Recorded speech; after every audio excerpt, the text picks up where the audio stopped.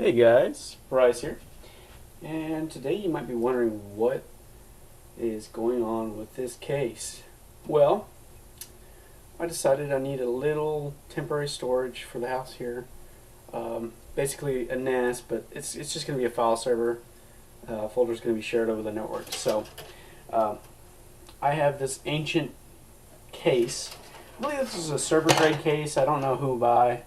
I don't know who it was made by, but it was originally a server case, I want to say. Real nice big case for, one second, let me grab it, for this little micro ATX motherboard. Now you may ask yourself, why go with a tiny board like this in a giant case? Well, to be honest, this is just temporary, and the fact that it's free. The case was free, so I might as well take it. I don't have any other case other than this Antec one, which I plan on doing a build in sooner or later. Nice little P180 mini Antec case. Let me get this back in the right way. So yeah, this is the only option I had. I'm just going to be doing a little server build, or not server, but a NAS build basically. I've got this nice little AM2 Plus AMD socket motherboard from Foxconn. It's an older motherboard. It'll work just the way we need it to. Unfortunately, I do not have any serial ATA hard drives. I do have some PATA hard drives, but they'll have to do for right now. And it's a nice little board. It's got a little AMD Athlon X64 5200 plus, I want to say. I can't remember exactly what it is. I don't have the IO shield. I'm going to take breaks here and just pause every now and then and get everything together properly.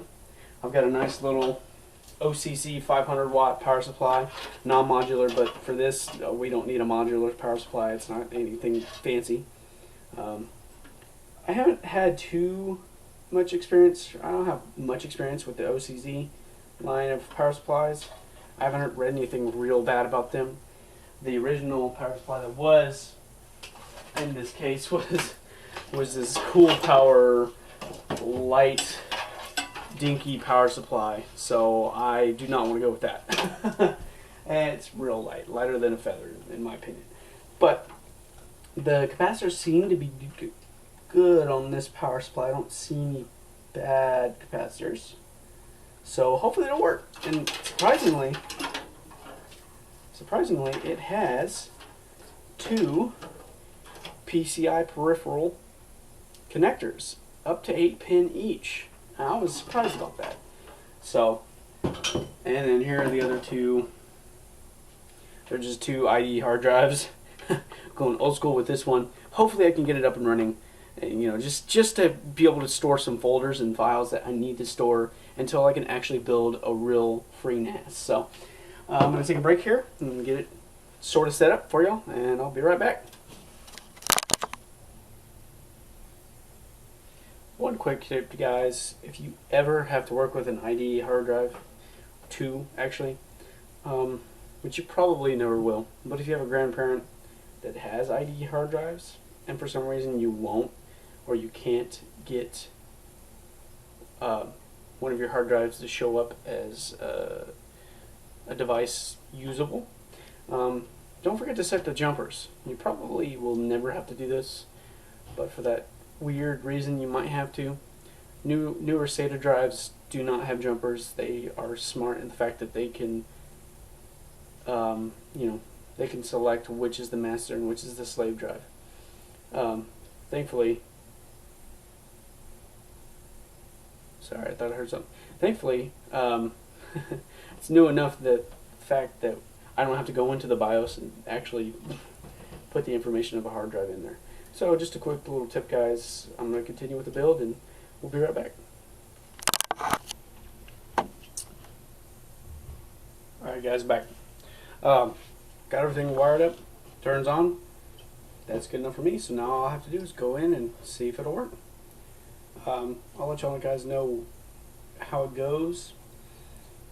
Not too fancy and don't care about the cable management. Like I said, it's a temporary thing. I just need a little bit more storage than I have.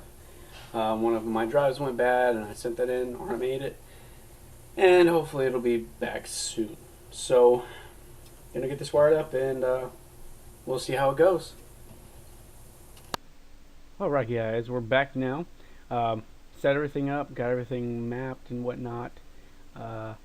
Went on the server, quotation server, and got the file shared out, so it should be good to go. I got everything mapped out on my computer, so I can actually access the 2 drives that are in there.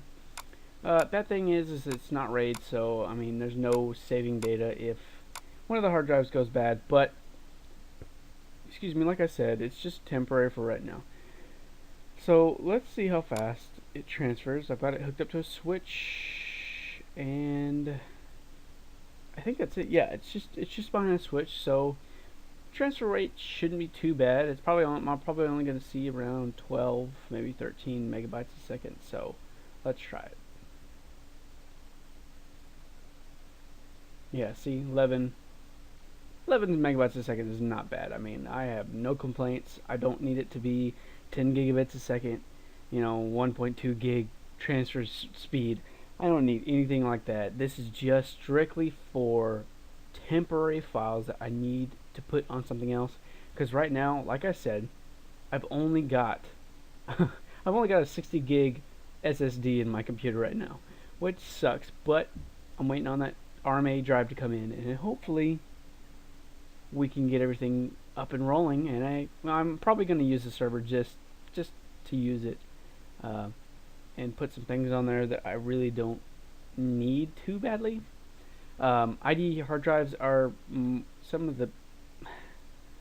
I mean, it depends on the model or the manufacturer, but of course, ID hard drives are older and they're built better. So I have full faith. I put my whole faith in the ID hard drives that are in there right now. So I'm gonna go ahead and get out of here, guys. Sorry, I'm a little stopped up, and we'll see y'all guys later. Bye.